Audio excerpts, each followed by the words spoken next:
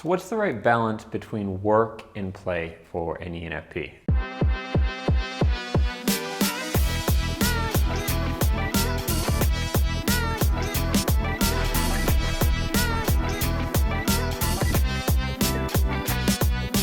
This question was asked by Andrew, a member of my ENFP Unleashed program. It's a very good question, and Andrew specifically was asking about developing his musical abilities. So he plays music professionally, and he's wondering about the time between practicing, like just technique versus actually more playing, and I guess jamming is the term. I'm really not cool when it comes to music and such. So I'm just going to answer from my own experience on this one. Personally, I struggled to do practice for practice sake. When I started as a freelance writer, I rarely did the exercises to develop your writing. I did sometimes, but I much preferred actually getting into the work and then learning as I went. And I find personally I work a lot better with that pressure and that real target when I actually have something to do.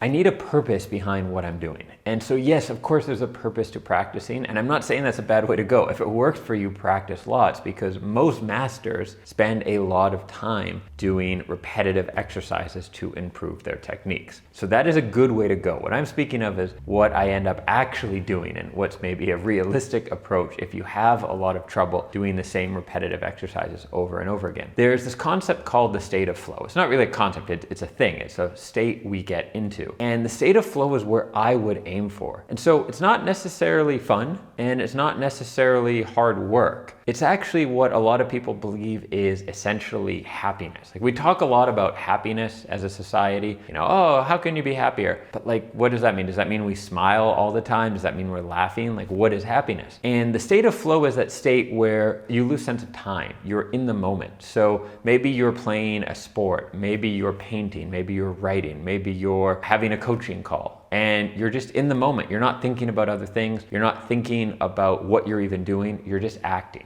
And the state of flow happens when you are challenged, but capable of living up to that challenge. So if you are under a tremendous amount of pressure and the challenge is far too great, you're not going to get in the state of flow. If what you're trying to do is way too easy and it's just boring and repetitive, you're never going to get into the state of flow as well. It happens when there's this perfect balance of where your brain is at, basically, that you end up getting into that state. And that state is wonderful. That state does, I believe, bring a state of essentially happiness and satisfaction. It leads to developing your skills because you're always in that proper zone where you're like getting better and better. And you get things done when you are in that state as well. So what I would suggest is try to spend as much time as you can in that state of flow as possible. Let's say 2 to 4 hours a day is probably a realistic way to look at it. Getting into the state of flow means no interruptions. That will ruin it. So you need to, turn off notifications and everything else. You need to have a clear thing you're working on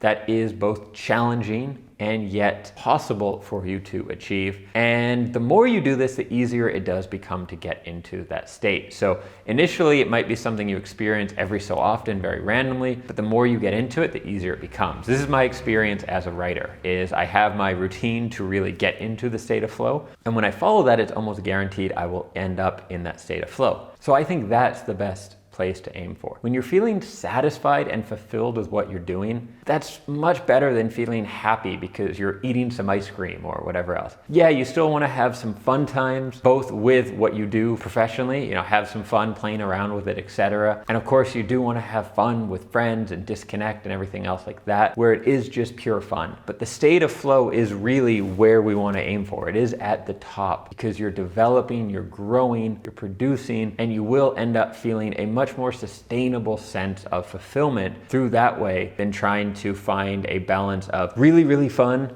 and really, really boring and just like splitting your time between the two. Flow takes the best of both sides and leaves you feeling even better than if you were just doing the play. Speaking of flow, I am in the state of flow today filming a bunch of new videos for this channel where I publish new videos primarily for ENFPs each and every week, helping you become the best version of yourself and create the most awesome life possible for you and those you love. So hit the subscribe button and hit the bell so you can catch the next video soon.